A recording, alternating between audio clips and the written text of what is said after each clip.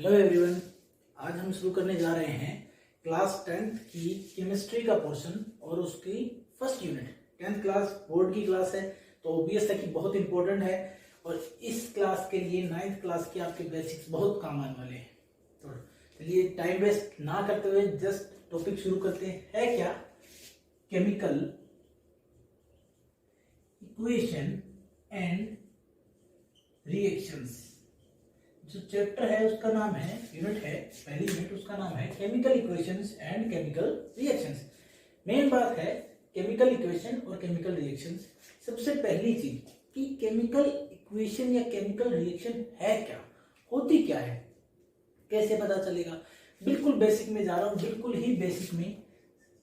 हमारे पास जो भी चीजें हमारे अराउंड है हम उनको किस में काउंट करते हैं? मैटर में।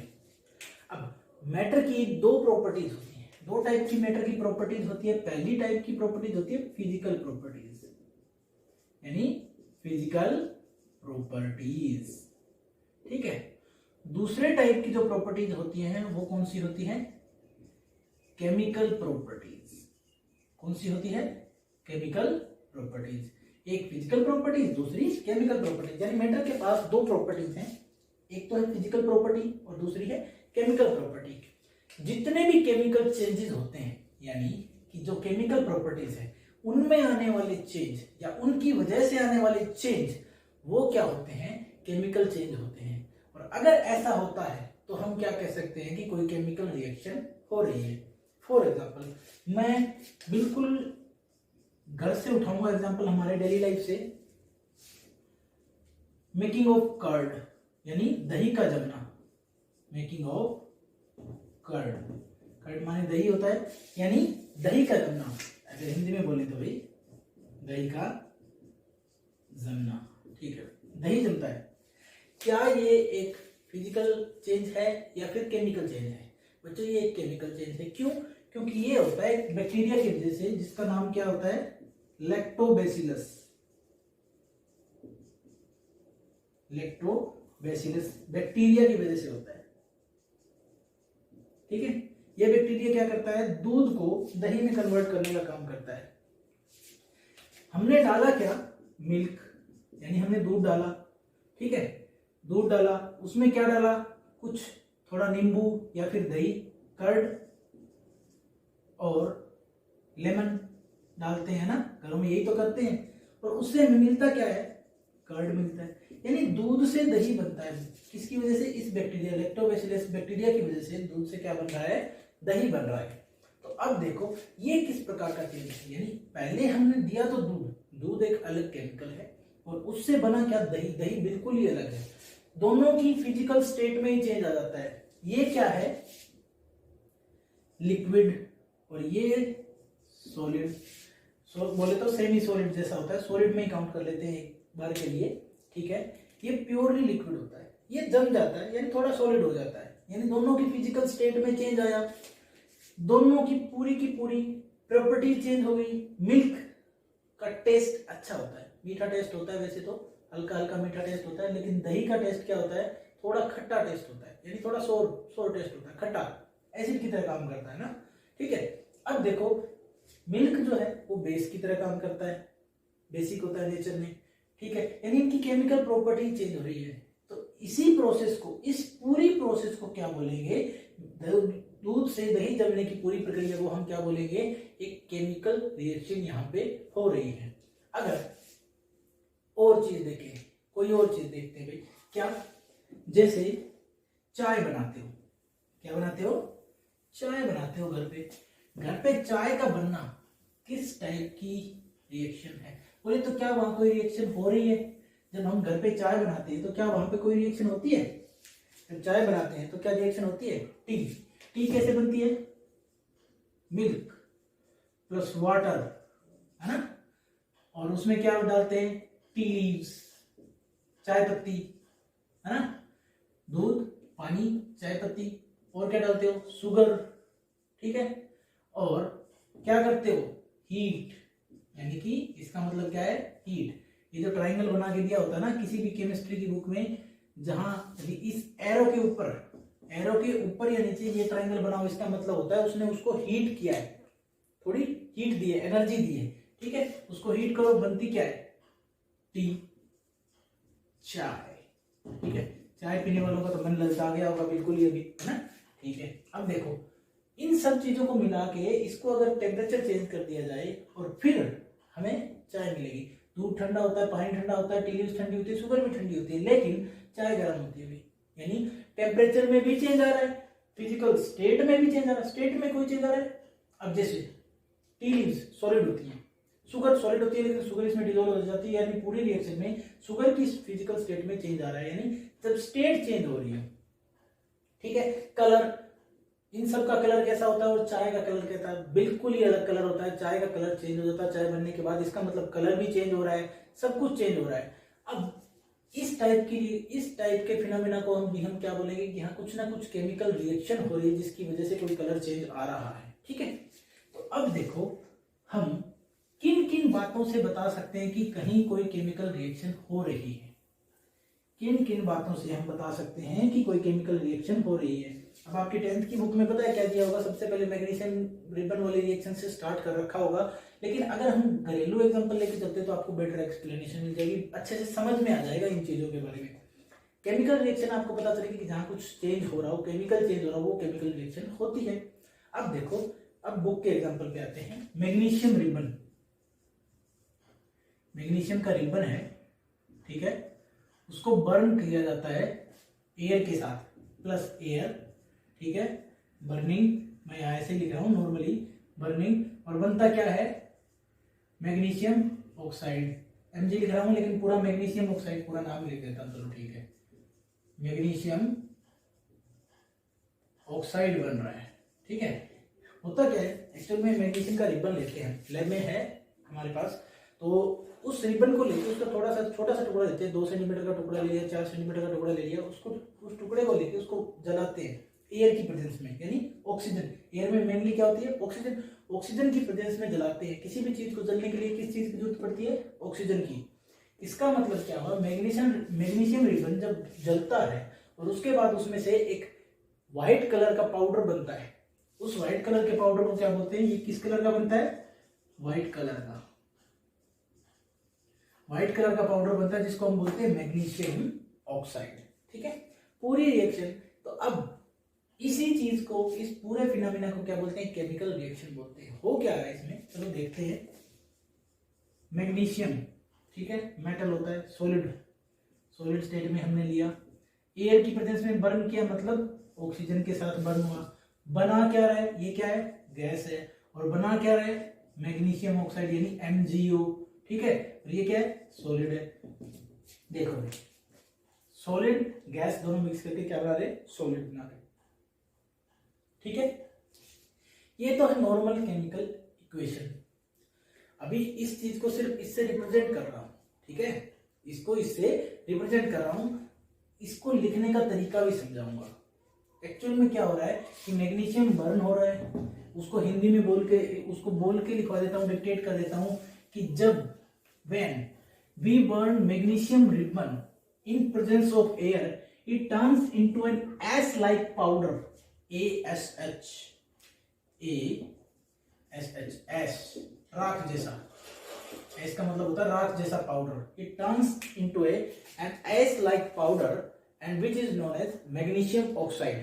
कहने का मतलब क्या है, जब हम उसको जलाते हैं मैग्नीशियम रिबन को ऑक्सीजन की प्रेजेंस में, तो वो क्या करता है, मैग्नीशियम ऑक्साइड में चेंज हो जाता है, एक पाउडर में चेंज हो जाता है। सिंपल। दूसरा एग्जांपल देखते हैं, दूसरा एग्जांपल जो तुम्हारी बुक में दिया है उसी को देख रहा हूं मैं। जिंक ग्रेनुअल्स लेते हैं, जिंक ग्रेनुअल्स, ठीक है, ग्रेनुअल्स, जिंक ग्रेनुअल यानी जिंक के छोटे छोटे टुकड़े लेते हैं, एक बीकर में लिए, मान लो मैंने कॉनिकल फ्लास्क में ले लिए, ठीक है,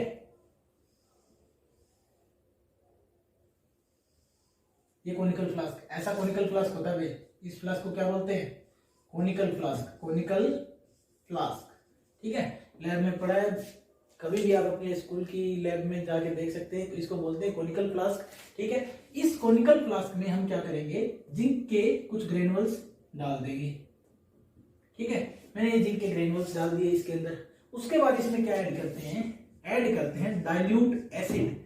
अब वो डाइल्यूट एसिड HCl भी हो सकता है या फिर H2SO4 भी हो सकता है। मैं यहाँ मान रहा हूँ कि वो मैंने H2SO4 लिया यानी सल्फ्यूरिक एसिड लिया, वो भी डाइल्यूट, ठीक है, जिसकी कंसेंट्रेशन कम है। सल्फ्यूरिक एसिड लिया, इसके अंदर डाल दिया, यहाँ तक सल्फ्यूरिक एसिड डाल दिया, ठीक है, ये क्या है, dilute H2SO4, dilute sulphuric acid डाल दिया। जैसे ही मैं इसमें डाइल्यूट सल्फ्यूरिक एसिड डालूंगा, यहाँ जहां जहां ग्रेनुअल्स है उसके पास से बबल्स बनने शुरू हो जाएंगे। क्या बनने शुरू हो जाएंगे? बबल्स, बुलबुले उठेंगे। और ये बुलबुले किस चीज के होते हैं? हाइड्रोजन गैस के होते हैं। किसके होते हैं? हाइड्रोजन गैस के होते हैं। ये बबल्स किस चीज के होते हैं? हाइड्रोजन गैस के होते हैं। इसका मतलब जब मैंने जिंक के अंदर डाइल्यूट H2SO4 डाला तो उससे हाइड्रोजन गैस निकली, यानी इन दोनों के मिलने से कुछ अलग ही बन रहा है। तो ये भी तो एक केमिकल रिएक्शन का टाइप हुआ, ये भी एक केमिकल रिएक्शन है। अब देखो हम बता कैसे सकते हैं, हम किन चीजों को ऑब्जर्व करके बता सकते हैं कि यहाँ एक केमिकल रिएक्शन हो रही है। अब हम वो चीजें लिखेंगे जिनको ऑब्जर्व करके हम बता सकते हैं, जिनके बेस पे हम बता सकते हैं कि यहाँ एक केमिकल रिएक्शन हो रही है। अब वो कौन कौन सी हैं देखते हैं जरा, कौन कौन सी चीजें भाई। वो 2 एग्जाम्पल तुम्हारी बुक के लिखे हैं और 2 एग्जाम्पल मैंने डेली लाइफ से ले लिए हैं। अब देखो कौन कौन से ऑब्जर्वेशंस हैं जिनके द्वारा हमें पता चलता है कि कोई केमिकल रिएक्शन हो रही है। पहला, सबसे पहला ऑब्जर्वेशन जो है वो क्या है? पहला ऑब्जर्वेशन क्या है कि अगर स्टेट में चेंज आ जाए, यानी चेंज इन स्टेट, यानी फिजिकल स्टेट में चेंज आ जाए। मैं इसके लिए एग्जांपल ले रहा हूं हाइड्रोजन का। हाइड्रोजन जब ऑक्सीजन के साथ मिलता है, ऑक्सीजन, तो वो क्या बनाता है? वाटर, यानी पानी बनाता है। हाइड्रोजन और ऑक्सीजन आपस में मिलकर क्या बनाते हैं? पानी बनाते हैं। हाइड्रोजन क्या है? गैस है। ऑक्सीजन क्या है? ये भी गैस है। लेकिन पानी क्या है? लिक्विड है। ठीक है, इसका मतलब क्या है? चेंज ऑफ स्टेट हो रहा है, यानी गैस से लिक्विड बन रहा है। तो उस कंडीशन का मतलब क्या होगा कि वहां कोई केमिकल रिएक्शन हो रही होगी। ठीक है, अब दूसरा एग्जांपल लेते हैं। सेकंड पॉइंट जिसके थ्रू हम बता सकते हैं, दूसरी ऑब्जर्वेशन क्या है जिसके थ्रू हम बता सकते हैं कोई केमिकल रिएक्शन हो रही है, वो है change in colour. Change in colour यानी रंग में चेंज आना। चेंज इन कलर, घरों में सब्जी के दाग लगते हैं, यानी जो वेजिटेबल्स होती हैं उनके दाग लग जाते हैं कपड़ों पे। अगर उसके ऊपर नींबू या साबुन लगा दिया जाए तो उसके कलर में चेंज आ जाता है। उसी चेंज को क्या बोलते हैं? Chemical reaction. यानी वो कलर चेंज होना एक केमिकल रिएक्शन को डिपिक्ट करता है। जब कलर चेंज हो जाता है ना तो उसको केमिकल रिएक्शन बोलते हैं। सिंपल सी बात है, कलर चेंज क्या बताता है कि यहाँ एक केमिकल रिएक्शन हो रही है। ठीक है, अब तीसरा पॉइंट क्या है? तीसरा पॉइंट है एवोल्यूशन ऑफ ए गैस, यानी एवोल्यूशन ऑफ ए गैस। इसका एग्जांपल मैं करवा चुका हूं अभी थोड़ी देर पहले ही कि अगर जिंक मेटल यानी जिंक के ग्रेनुल ले लें और उसमें डाइल्यूट H2SO4 डाल दिया जाए तो क्या निकलता है? हाइड्रोजन गैस बबल आउट होती है, प्लस में जिंक सल्फेट बनता है। इसका तो आपको अभी जरूरी नहीं है, लेकिन आपको इससे मतलब होना चाहिए कि अगर हाइड्रोजन गैस उसमें से निकल रही है, अगर कोई गैस निकल रही है तो क्या है? इसका मतलब वहां पे कोई केमिकल रिएक्शन हो रही है। चौथा पॉइंट जिससे हम बता सकते हैं कि यहाँ कोई केमिकल रिएक्शन हो रही है, वो चौथा पॉइंट क्या है? चौथा पॉइंट है change in temperature. Change in temperature. अब इस चौथे पॉइंट को तो आपने घरों में देखा होगा, सबने देखा होगा, ऑलमोस्ट हर घर में सफेदी हो चुकी होती है। कभी ना कभी आपके घर में कली करवाते हैं, सफेदी करवाते हैं। वो सफेदी क्या होती है? क्या होती है वो सफेदी भाई? देखो, CaO यानी क्विक लाइम, कैल्शियम ऑक्साइड भी वो, कैल्शियम ऑक्साइड इसका नाम है, कैल्शियम ऑक्साइड। ठीक है, केमिकल नेम कैल्शियम ऑक्साइड, और कॉमन नेम ज्यादा फेमस है इसका। कॉमन नेम ज्यादा फेमस है, इसको बोलते हैं क्विक लाइम, CaO यानी कैल्शियम ऑक्साइड क्विक लाइम बोलते हैं। इसको जब पानी के साथ रिएक्ट करवाते हैं, यानी पानी में मिलाया जाता है, तब क्या बनता है? Calcium hydroxide, CaOH whole twice, इसको बोलते हैं स्लैक्ड लाइम, और पूरा नाम कैल्शियम हाइड्रोक्साइड। ठीक है। इस रिएक्शन में देखो सबसे पहले, और ये वही चीज है जो घर में बनती है। हमारे घर में हम क्या करते हैं, इस क्विकलाइम जिसको बोलते हैं, ये इसको क्या करते हैं, पानी में मिक्स करते हैं, ठीक है, फिर दीवारों पे लगा देते हैं, यानी सफेदी करते हैं, कली करते हैं, ये वही चीज है बिल्कुल, ठीक है। जो क्विकलाइम है ये सफेदी होती है, ठीक है, यही चीज है जिससे हम सफेदी करते हैं, ठीक है। स्लैक लाइम सफेदी होती है, पानी में मिला के, कली को पानी में मिला के सफेदी करते हैं ना, ये वही चीज है। यहाँ भी क्या हो रहा है, यहाँ होता क्या है एक्चुअल में, जब इसको पानी में मिलाया जाता है तो क्या होता है, इसको हमेशा ध्यान में रखा होगा, कभी भी इसको बाल्टी वगैरह में नहीं मिलाते हैं, हमेशा मिट्टी के मटके में मिलाते हैं, मिट्टी के बर्तनों में मिलाते हैं। क्यों? क्योंकि रिएक्शन में हीट बहुत निकलती है, यानी इस रिएक्शन में जिस बर्तन में हम ये रिएक्शन कर रहे होते हैं उसमें टेम्परेचर बढ़ जाता है, यानी चौथा पॉइंट चेंज इन टेम्परेचर, वो भी किस तरफ इंडिकेट करता है कि कोई एक केमिकल रिएक्शन वहां पे हो रही है, यानी जहां पे टेम्परेचर घटता या बढ़ता है वहां एक केमिकल रिएक्शन हो रही होती है। हम ये ऑब्जर्वेशन से मान सकते हैं, ठीक है। अब देखो इसके बाद कि ये केमिकल इक्वेशन होती क्या है। केमिकल इक्वेशन और केमिकल रिएक्शन दोनों की बातें करनी है, तो केमिकल इक्वेशन क्या है। सबसे पहले क्या बात है कि केमिकल इक्वेशन, कोई एक चीज देखते हैं जिसको हम केमिकल इक्वेशन बोल सकें, वो क्या होती है। केमिकल इक्वेशन क्या होती है, what is a chemical equation, ठीक है।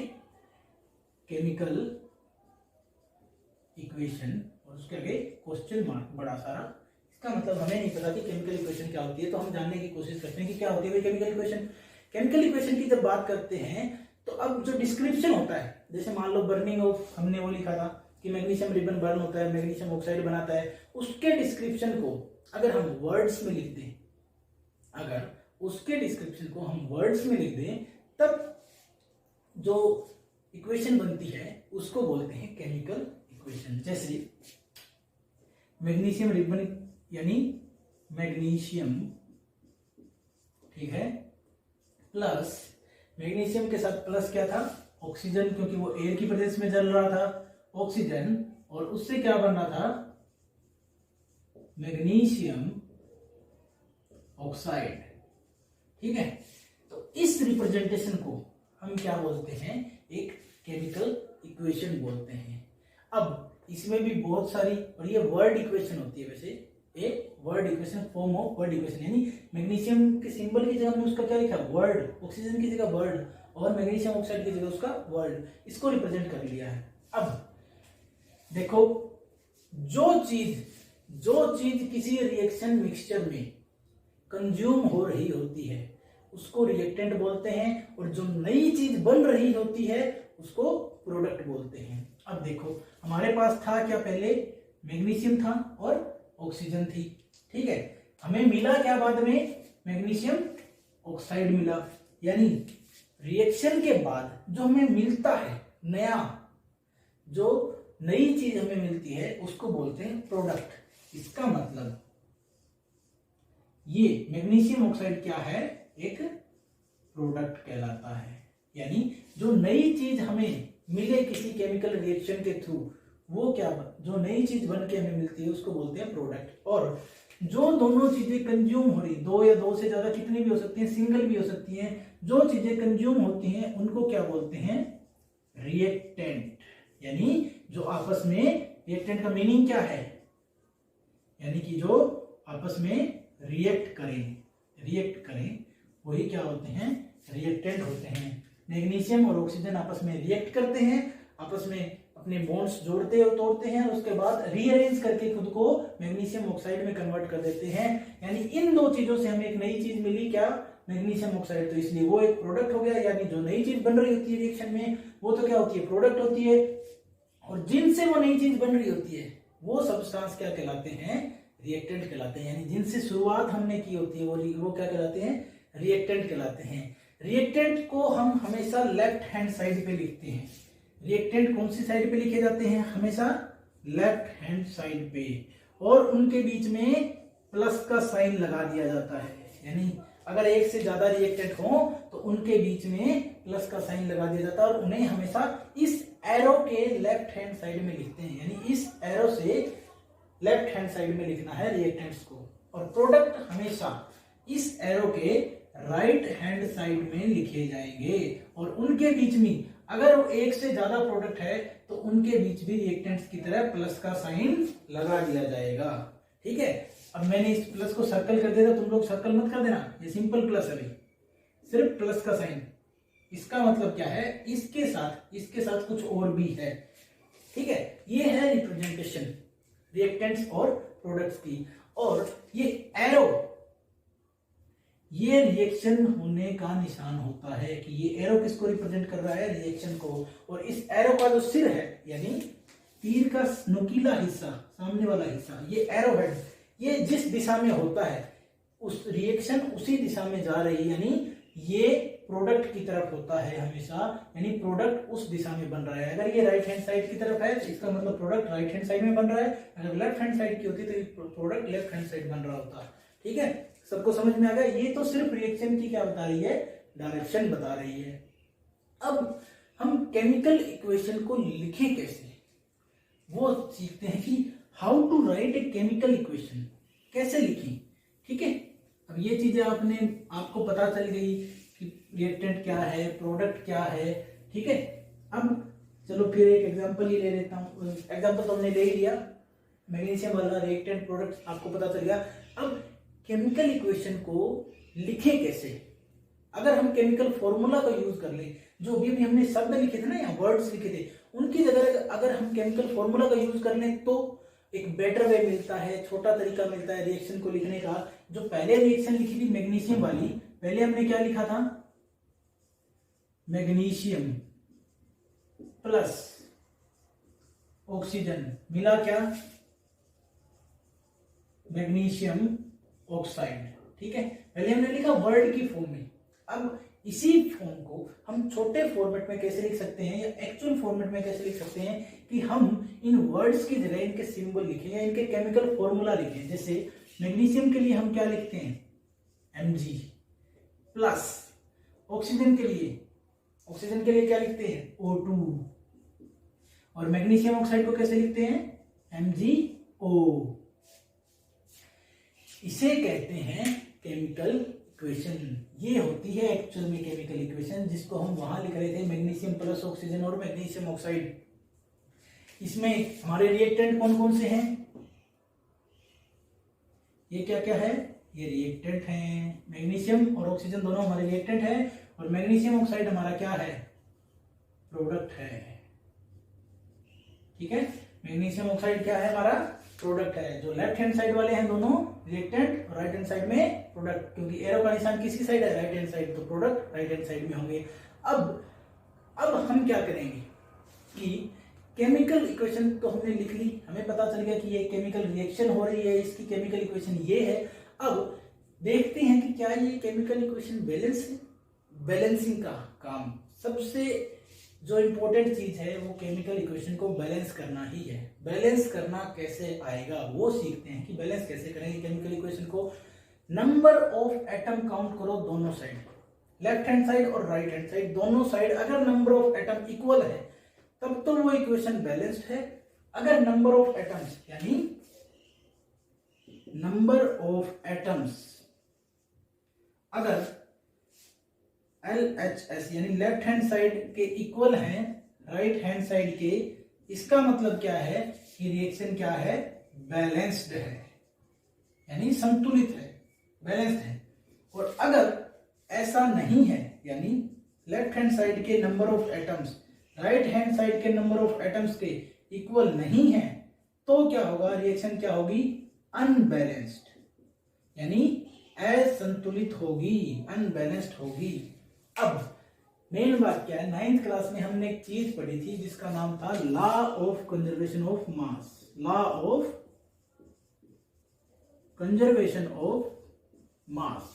हमने 9th क्लास में ये चीजें पढ़ ली है। Law of conservation of mass को तुम लोग पढ़ चुके हैं, जिसका मतलब क्या है कि mass can neither be created nor be destroyed. Mass को ना तो हम क्रिएट कर सकते हैं ना डिस्ट्रॉय कर सकते हैं, यानी वो चेंज हो सकता है एक फॉर्म से दूसरी फॉर्म में, यही बात है।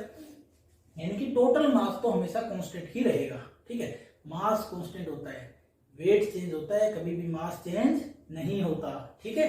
अब देखना, मास और वेट डिफरेंट होते हैं, पहले बता रहा हूं, मास और वेट डिफरेंट होते हैं। मास हमेशा कांस्टेंट रहता है, वेट चेंज हो जाता है, ठीक है। अब यहां देखो कि नंबर ऑफ एटम अगर सेम होंगे, इसका मतलब टोटल मास भी सेम होगा। यानी अगर इसके अंदर नंबर ऑफ एटम सेम है तो मास भी सेम है, और अगर नंबर ऑफ एटम इस साइड के, लेफ्ट हैंड साइड के, राइट हैंड साइड के इक्वल ना हुए, इसका मतलब मास सेम नहीं है, इसका मतलब रिएक्शन अनबैलेंस्ड है।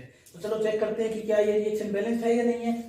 काउंट करो नंबर ऑफ एटम इस साइड। सबसे पहले तो एलिमेंट लिख लो, एलिमेंट्स, ठीक है। फिर एलिमेंट्स के बाद हमें क्या करना है, हमें लिखना है एलिमेंट्स के बाद लेफ्ट हैंड साइड और राइट हैंड साइड में कितने कितने एटम्स हैं, ठीक है। अब देखो, सबसे पहले एलिमेंट्स लिखा, फिर number of atoms in right hand side, sorry पहले लेफ्ट हैंड साइड लिखते हैं, लेफ्ट हैंड साइड।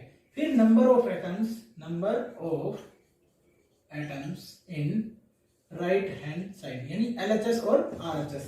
कहने का मतलब क्या है, लेफ्ट हैंड साइड में क्या है, रिएक्टेंट, यानी रिएक्टेंट में कितने नंबर ऑफ एटम है, और राइट हैंड साइड में क्या है, प्रोडक्ट, प्रोडक्ट में कितने नंबर ऑफ एटम है। ये चीज है, ये चीज देखनी, काउंट करनी है। सबसे पहले एलिमेंट लिखो, पूरी इक्वेशन में, पूरी रिएक्शन में कौन कौन से एलिमेंट शामिल है। एक तो मैग्नीशियम लिख दिया, उसके बाद ऑक्सीजन लिख दिया। अब हमें पता है मैग्नीशियम भी लिख दिया, ऑक्सीजन भी लिख दिया। अब दो ही हैं, ठीक है, टेबल बना डालो, ठीक है। अब काउंट करो कितने नंबर ऑफ एटम है। मैग्नीशियम के कितने एटम हैं left hand side, left hand side का मतलब रिएक्टेंट्स में, इस साइड मैग्नीशियम के कितने एटम है, एक ही एटम है, तो मैंने क्या लिखा, एक एटम है भाई, लिख दिया।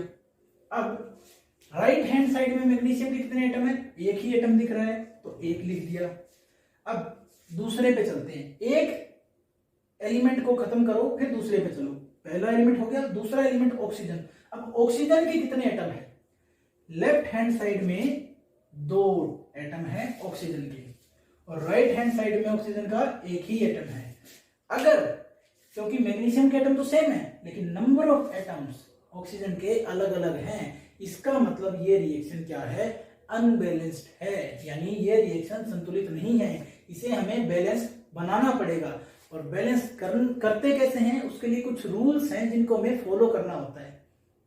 अब उन रूल्स को लेके चलते हैं, एग्जांपल लेते हैं। पहले मैं इसको रिएक्शन को डायरेक्ट बैलेंस करके दिखा देता हूं, उसके बाद रूल्स लेंगे, एक नया एग्जांपल लेंगे और पूरे रूल्स के साथ एग्जांपल को खत्म करेंगे। इस रिएक्शन को बैलेंस करने के लिए आपको क्या करना है, जब यहाँ O2 है, हमें सबसे पहले कौन सा लेना है, हमें सबसे पहले हमें क्या करना होता है, इनके बाहर जितने भी स्पीसीज लिखी, इनके बाहर बॉक्स ड्रा कर दो, इनके बाहर क्या कर दो, बॉक्स ड्रा कर दो।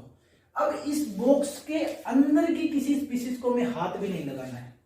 पहला स्टेप क्या था, बॉक्स ड्रा करो, इस बॉक्स के अंदर की किसी भी स्पीसीज को टच नहीं करना है, हमें करना है सिर्फ इनके एटम को काउंट। एटम को काउंट कर लिया हमने। अब दूसरा स्टेप ये होता कि एटम को काउंट करें, हम एटम काउंट कर चुके हैं, left hand side, right hand side. Magnesium same है, इसको चेंज करने की जरूरत नहीं, लेकिन ऑक्सीजन के एटम अलग अलग है। तो अब देखो यहां, अब वो एटम, वो कंपाउंड लेना है जिसके पास मैक्सिमम नंबर ऑफ एटम्स हैं। तो अब इसमें ऐसा कौन सा कंपाउंड है जिसमें मैक्सिमम नंबर ऑफ एटम है, इसके पास दो एटम है और इसके पास भी दो एटम है, ठीक है। तो इसका मतलब दोनों के पास ही दो दो एटम है, तो इक्वल हो गया। तो उसके बाद हमें क्या करना है, तब हमें वो एलिमेंट चूज करना है जिसके पास सबसे ज्यादा एटम है। पहले कंपाउंड चूज किया, एक ऑक्सीजन, एक MgO, एक मैग्नीशियम ऑक्साइड चूज हो गए, दोनों में दो दो एटम है, इसके पास तो एक ही है, तो हमें तो मैक्सिमम वाला लेना है, तो ये दोनों हो गए। अब इनमें से कौन सा चूज करना है, जिसके, उस एलिमेंट को चूज करो अब जिसके पास मैक्सिमम नंबर ऑफ एटम है। तो यहाँ मैग्नीशियम भी एक, ऑक्सीजन भी एक, लेकिन यहाँ ऑक्सीजन दो, तो इसको चूज करेंगे। अब सबसे पहले इसको चूज करो जिसके पास मैक्सिमम नंबर ऑफ एटम है। तो ऑक्सीजन के पास कितने एटम है, दो, उस साइड कितना है, एक, तो उस साइड को इसके बराबर करने के लिए हमें क्या करना पड़ेगा, इसको 2 से मल्टीप्लाई कर दो। इस बॉक्स के बाहर 2 लिख दो। 2 से जैसे ही मल्टीप्लाई हुआ तो 2 को 1 से मल्टीप्लाई किया 2 हो गए, यानी 2 ही ऑक्सीजन हो गए, 2 ही मैग्नीशियम हो गए। अब जैसे ही मैग्नीशियम 2 हुए तो इस साइड मैग्नीशियम 1 रह गया, उस साइड 2 हो गए, तो इस साइड भी मैग्नीशियम के बाहर 2 लिख दो। रिएक्शन तुम्हारी बैलेंस हो गई। अब काउंट करो, 2 मैग्नीशियम इस साइड, 2 मैग्नीशियम इस साइड, 2 ऑक्सीजन इस साइड, 2 ही ऑक्सीजन इस साइड। अब लेफ्ट हैंड साइड और राइट हैंड साइड दोनों साइड से इक्वेशन पूरी तरह बैलेंस हो गई है। अब एक और एग्जांपल लेके करते हैं, फिर बैलेंसिंग खत्म हो जाएगी। एक एग्जांपल और करते हैं जिससे केमिकल इक्वेशन को बैलेंस करना सीखेंगे कि केमिकल इक्वेशन को बैलेंस कैसे करते हैं।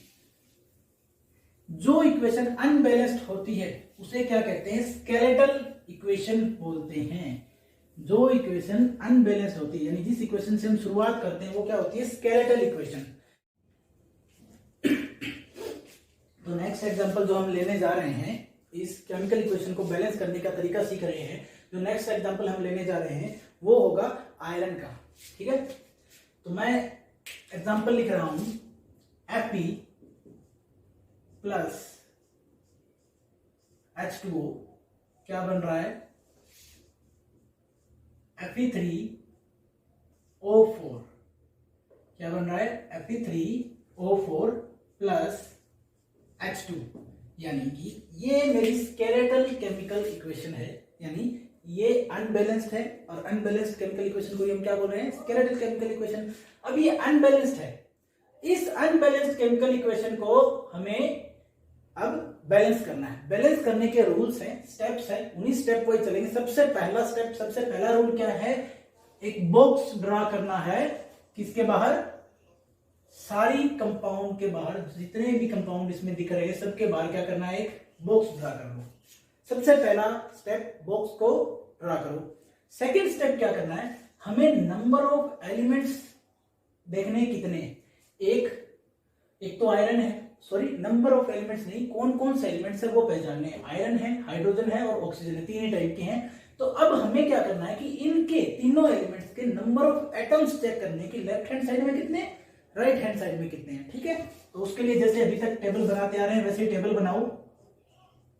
ई का मतलब एलिमेंट है यहाँ पे, ठीक है, और यहाँ पे लेफ्ट हैंड साइड में कितने नंबर ऑफ एटम्स हैं, नंबर ऑफ एटम्स, ठीक है, लेफ्ट हैंड साइड में, और यही number of atoms in right hand side में, दोनों में कितने हैं। अब देखो टेबल बना रहा हूं मैं, मेरे पास एलिमेंट्स मुझे पता है कौन कौन से हैं, और अब ये टेबल है। ठीक है, मेरे पास कौन कौन से एलिमेंट है, एक तो आयरन है, एक हाइड्रोजन है और एक ऑक्सीजन है।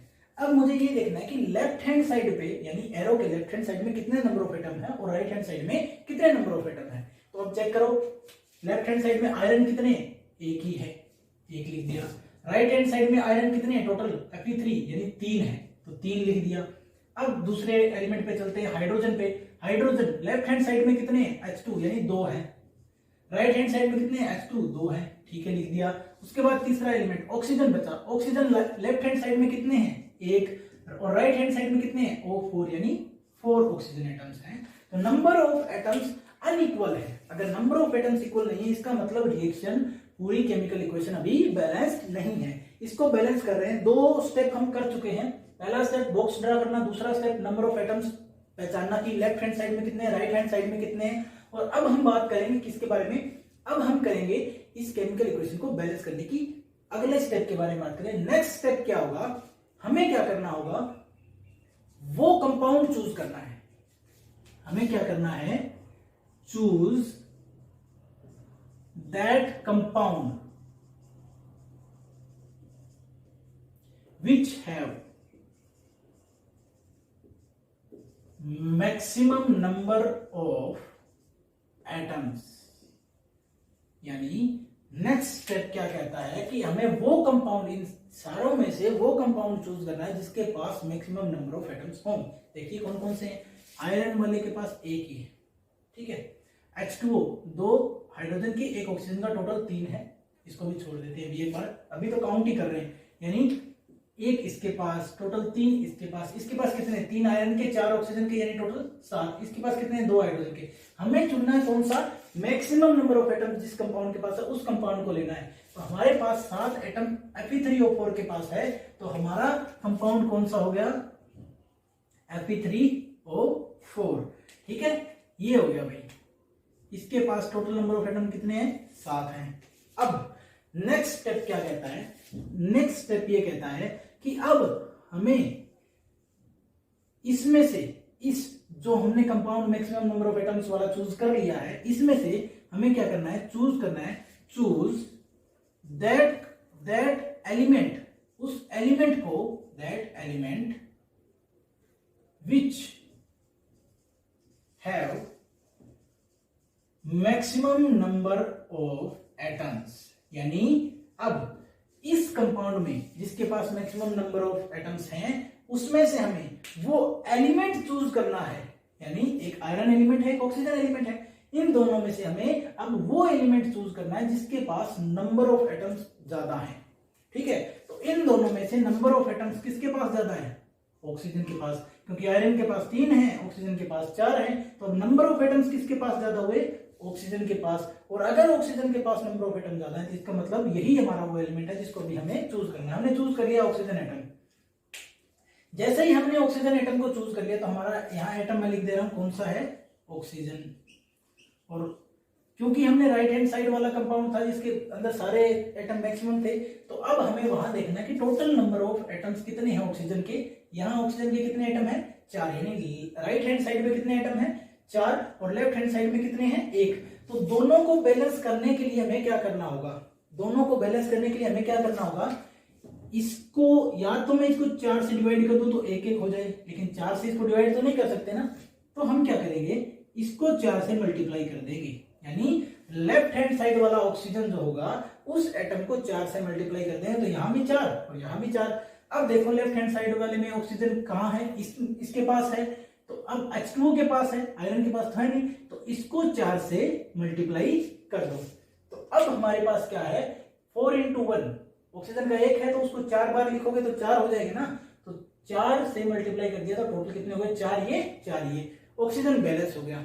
अब इस कंपाउंड में से हमें नेक्स्ट स्टेप में क्या है,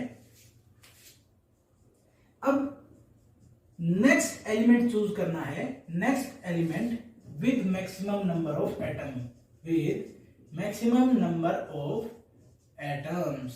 यानी हमें अगला एलिमेंट चूज करना है जिसके पास मैक्सिमम नंबर ऑफ एटम है। यानी ऑक्सीजन को बैलेंस करने के बाद हमें क्या करना है, अगला एलिमेंट, और अगला एलिमेंट कौन सा है, Fe3।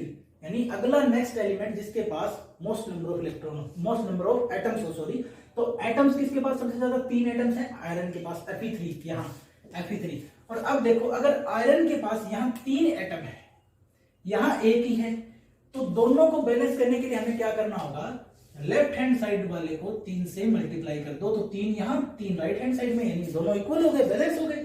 तो अब देखो ये तो राइट हैंड साइड में 3 है, यहाँ 1 ही है, तो लेफ्ट हैंड साइड वाले को 3 से मल्टीप्लाई कर दो।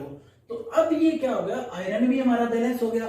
लास्ट, अब उसके बाद जो next element maximum number of atoms के साथ बचा हो उसको बैलेंस करना होगा। और नेक्स्ट एलिमेंट कौन सा बचा है, हाइड्रोजन। पहले तो ये बिल्कुल बैलेंस था, लेकिन जैसे ही हमने दूसरों की स्टोइकियोमेट्री चेंज की वैसे ही ये अनबैलेंस हो गया। अब देखो maximum number of hydrogen atom किस साइड है, वहां तो 2 है, यहाँ कितने हैं, यहाँ देखोगे तो 2 ही दिखेगा, लेकिन इस 4 से मल्टीप्लाई किया हुआ है तो 4 into 2, यानी टोटल कितने हो गए, 8। तो अब अगर यहाँ 8 हैं, लेफ्ट हैंड साइड में 4 into 2 है, 4 दूनी 8 है, तो यहाँ 2 कैसे रह सकते हैं, इसको भी 8 करना होगा। तो इसको 8 करने के लिए हम क्या करेंगे, इसको भी 4 से मल्टीप्लाई कर देंगे, यानी यहाँ भी 4 लिख देंगे। यानी अब पूरी केमिकल इक्वेशन में लेफ्ट हैंड साइड और राइट हैंड साइड में total number of atoms same है। देखो आयरन के 3 इस साइड Fe3 और 3 इस साइड 3Fe, हाइड्रोजन के 8 इस साइड, 4 दूनी 8, 4 दूनी 8 उस साइड, ऑक्सीजन के 4 इस साइड, 4 इस साइड, 4 into 1 4 और 4। ठीक है, इसका मतलब अब केमिकल इक्वेशन बैलेंस्ड है। अब क्या है, नेक्स्ट स्टेप क्या होता है कि अगर कोई टेम्परेचर या प्रेशर की कंडीशन दी हुई होती है तो उसको एरो हेड पर लिखते हैं। एरो पर लिखते हैं टेम्परेचर और प्रेशर की कंडीशन। मान लो मैं कह दूं कि ये रिएक्शन 20 डिग्री सेल्सियस पे हो रही है और 1 एटमॉस्फेरिक प्रेशर पे हो रही है, तो वो इस एरो पर ही लिखा जाएगा। ठीक है, इस एरो पर लिखेंगे। और अगर कुछ स्पेसिफिक कंडीशन दे रखी होती है, जैसे मान लो सनलाइट है तो सनलाइट, ठीक है, एरो पे सनलाइट लिखेंगे। और अगर कोई पर्टिकुलर उसके अंदर कोई कैटलिस्ट डाला हुआ है तो उस कैटलिस्ट को भी मेंशन करेंगे, वो भी एरो पर होगा। ठीक है, और इसके बाद रिएक्शन में बैलेंस करने में सिर्फ एक स्टेप बचता है, वो क्या है कि इनकी फिजिकल स्टेट लिखनी होती है। जितने भी कंपाउंड यहां बने हैं सबकी फिजिकल स्टेट लिखेंगे।